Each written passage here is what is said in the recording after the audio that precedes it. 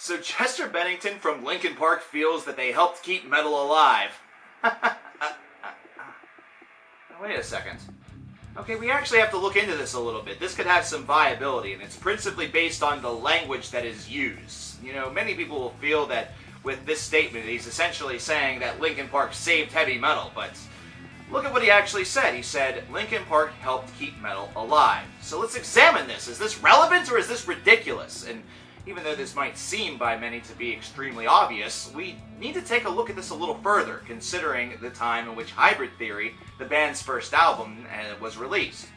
So around that time with nu metal, with bands such as Slipknot, Korn, and Disturbed, Godsmack, among others, releasing some of their first albums, this was definitely a great time to be in a band such as this, considering it was the hot product. And it was something that, if you went to high school around this level or were young during this time frame, there was usually two types of people that were in this world. There were those that were listening to rap, either that or the pop, boy and girl groups, the Spice Girls, the 98 Degrees, the Backstreet Boys, the Destiny's Childs, the NSYNCs of the world, and then those that were listening to harder music, whether it be, bands of the nu metal persuasion, those that were listening to some of the other alternative bands that were starting to get traction or had traction already, such as, the Filters or the U2s of the world. And that was about it. You had some folks that listened to country, but those guys were out on their own at this point. The bro country infusion hadn't happened yet, thank God. But at any rate, for Linkin Park, this is something that definitely served their purpose and helped them out. Whenever they came out, they had a couple of huge songs off of Hybrid Theory that were played literally everywhere, and played a little bit of cross-promotion whenever it came to some genres. So they had a little bit of cross-promotional fan base that came in, which is part of the reason why Hybrid Theory ended up becoming a Diamond-certified album. Now, Chester's claim that they definitely saved metal was partially based off an experience that he had at 2014's Warped Tour, in which Linkin Park did a secret surprise show. A lot of the bands that were on that tour came up to him and expressed their real admiration for the guy, saying that Linkin Park's Hybrid Theory was one of their first album pickups, or is the reason why they're in the business, that Linkin Park helped make them realize that what they wanted to do could just as easily be as big as what Linkin Park did. And based off of that, it helped to keep metal alive? It's Warped Tour! It's not even off of Mayhem Festival, or Ozfest, or Prog Power, or one of the more prominent heavy metal, actual heavy metal tagged festivals. It was instead one that was based off of something that had a little bit of hard edge to it, but also supported a lot of punk, a lot of pop punk, the whole entire emo scene. You saw a lot of black and a lot of goth whenever you went to Warped Tour on days where it was way too hot to be wearing some of those colors. But at any rate, we still do need to examine this, because what was happening with heavy metal, in America at least, within this time frame? And for starters, we're not sure if Chester means just in America or worldwide, but considering he didn't specify, we assume he means metal as a whole.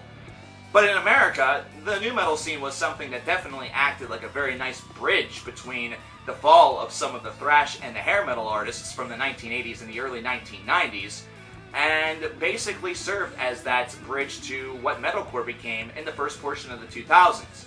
It definitely revived a lot of interest and got a lot of people within the construct of heavy music to sort of check out something, as opposed to maybe get sucked into some of the boy and girl groups, sucked into hip-hop, or just stuck within rock or country.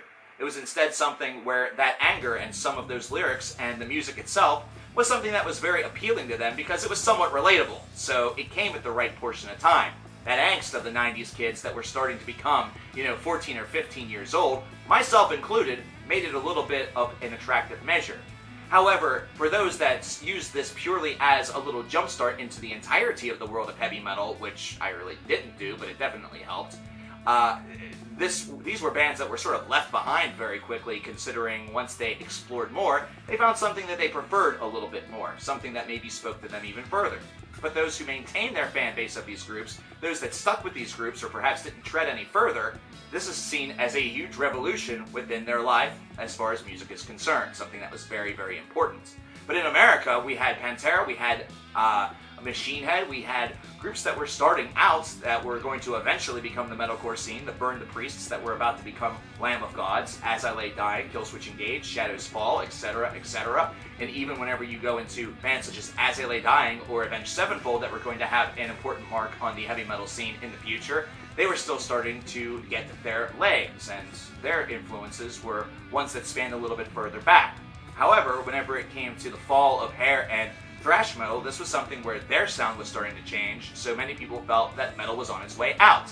When in reality, it was just starting to really explore itself a little bit more. And that's what ended up happening. That's where metalcore started to get its roots from in the Boston scene. That's where you started to see some avant-garde stuff that was occurring really underneath of your nose. There was black metal that came over from Europe that started to get an American impact. There was death metal that was still going strong, once again under the nose. A lot of the biggest and most principal releases within the death metal genre came within the middle portion of the 1990s, for crying out loud. So many people say that metal was dead, but they say that simply because metal didn't have a champion. They didn't have a big four of thrash metal that were selling out arenas and were known by everybody. They didn't have a Motley Crue or a Poison, a Def Leppard, bands of that level from the 1980s that were selling out arenas and were doing big things. They were instead niche markets, so they thought it was dead, whenever in reality it was far from it.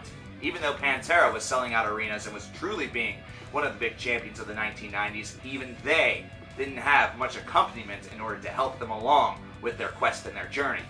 Now, when it comes to Europe, this claim couldn't be further than the truth, considering in Europe, metal was blossoming. In fact, many of the groups that we consider to be legendary today, or are starting to have influence on other bands today, were releasing some of their earliest tomes, whether it be At the Gates with Slaughter of the Soul, whether it be the black metal movement that was actually the second wave of black metal that was causing a lot of just unnerving speculation of the safety of many people, especially those that were in churches, whether it be the death metal movement that was starting to swell, whether it was the exploration of power metal. Really, heavy metal as a whole and extreme metal as a whole was flourishing in Europe.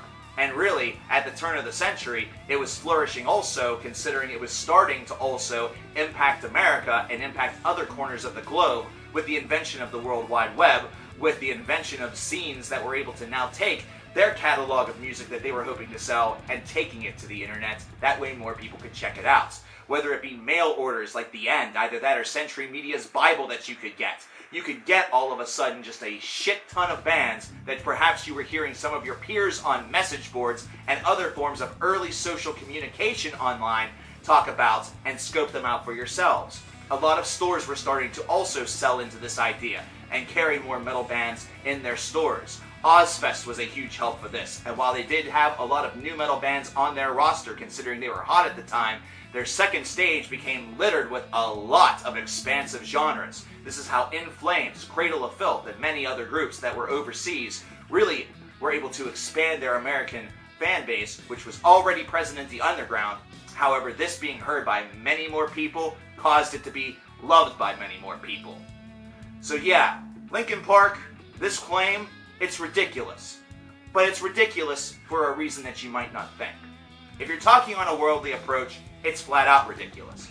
On the American level though, it's relevant, but not just with you. It's relevant of nu metal. Nu metal did help keep heavy metal going in America during the latter portion of the 90s. It brought people in, and it actually provided Pantera with a couple of supporting acts, or, side characters, in order to really show that heavy metal still had viability. However, to say that Linkin Park helped keep metal alive, it was all of nu metal. And within your own subgenre, the band that actually was probably more important whenever it came to bridging the gap for people to come into heavy metal and then go further with heavy metal is probably Slipknot. So sorry, Chester, this claim actually is 100% ridiculous. Do you agree with this? Let me know in the comments below. Do you hate me and think I'm an asshole? Let me know there too. My name is CoverKillerNation, and I'll talk to you next time. Take care.